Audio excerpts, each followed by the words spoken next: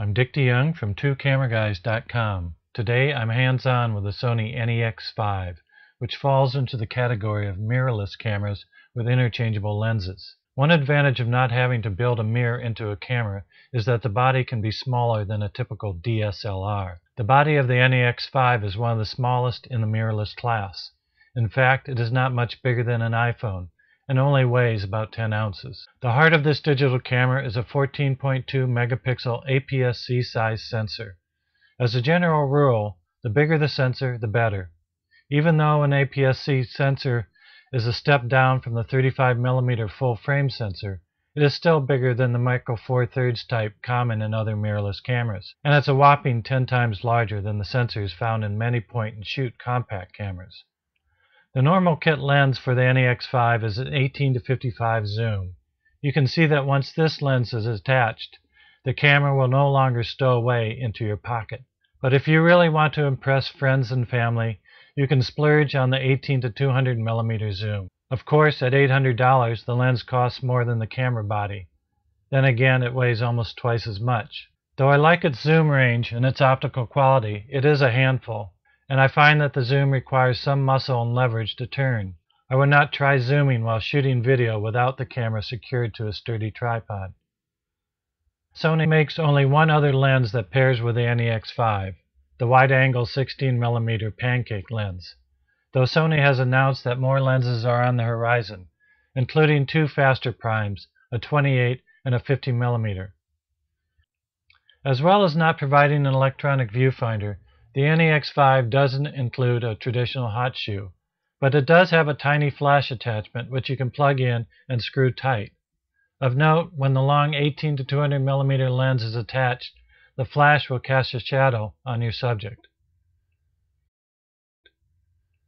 Sony does sell other accessories for this camera, including a handy remote control. You adjust the settings on the NEX-5 through the menus displayed on the 3-inch LCD screen. You navigate with the mode wheel, which is context sensitive. For example, since I'm in shutter priority mode, spinning the wheel changes the shutter speed. If I click on the menu button, the wheel scrolls me through the options. Going back to the main screen, I can select the shooting mode option and pick from the usual suspects like aperture priority. Or I can experiment with the panorama mode. Pick it and hold the shutter down while panning the camera.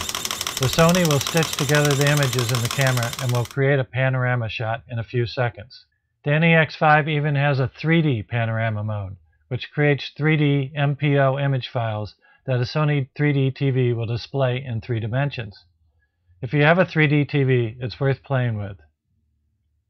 Many mirrorless cameras do not have a hand grip. The NEX-5 does. It feels good in my biggish hand, and it's essential if you attach the 18-200 lens.